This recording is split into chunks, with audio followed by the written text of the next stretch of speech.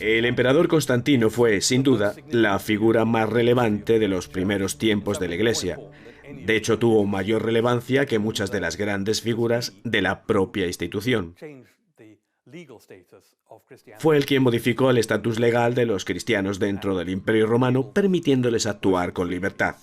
Además, invirtió grandes cantidades de dinero y recursos materiales para apoyar y desarrollar el crecimiento de la Iglesia, especialmente en Roma. Pero también lo hizo cuando se trasladó a su nueva capital, Constantinopla, ciudad a la que dio nombre y en la que impulsó la construcción de edificios y templos cristianos.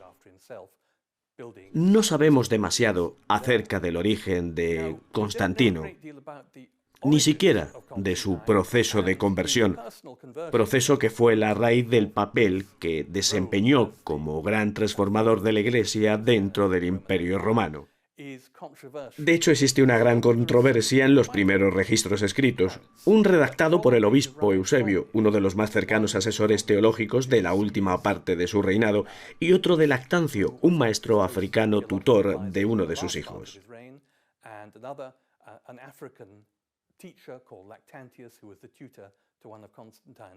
Contamos, por tanto, con registros directos del propio Constantino o de su círculo más íntimo que, sin embargo, aportan una visión contradictoria.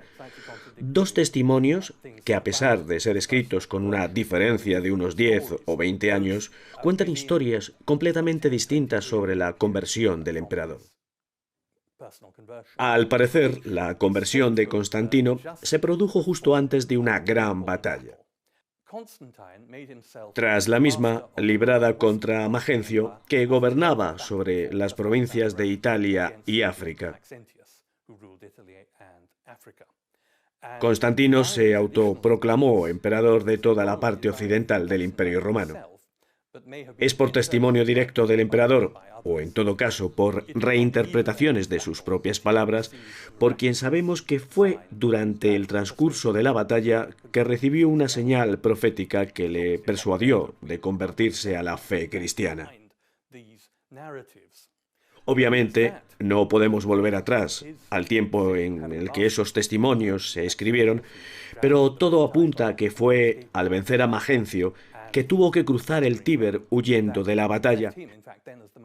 Y tras conquistar Roma, cuando él, viéndose a sí mismo como el emperador más poderoso del todavía dividido imperio, fue capaz de persuadir a uno de los dos rivales del Imperio de Oriente de que debía imponerse un cierto grado de tolerancia para con los cristianos en esa parte del imperio.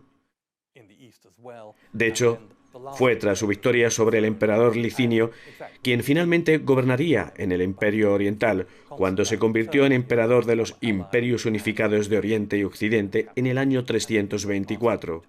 Fue en esa primera gran reunificación del imperio en la que Constantino pudo aplicar su política religiosa en todo el territorio.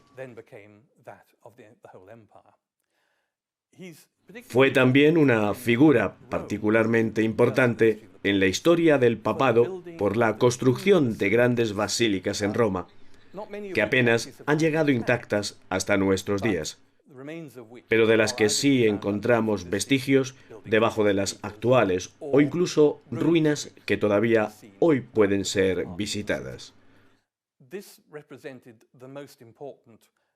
Es un error común pensar que fue él quien construyó esos enormes edificios para proveer de un lugar de culto a sus seguidores cristianos.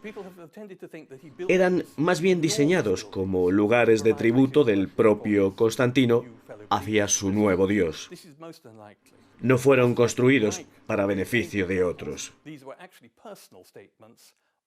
El pueblo podía utilizarlos, pero no era la idea original para la que fueron construidos.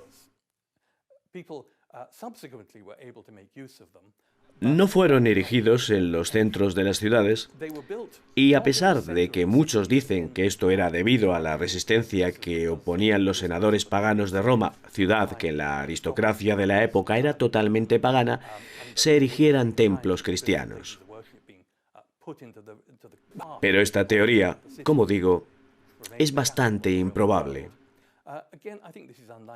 Hay que entender que muchas de estas basílicas eran también importantes centros de enterramiento, en un principio para Constantino y su familia, pero que con el tiempo se convirtieron en lugares de enterramiento para la comunidad cristiana.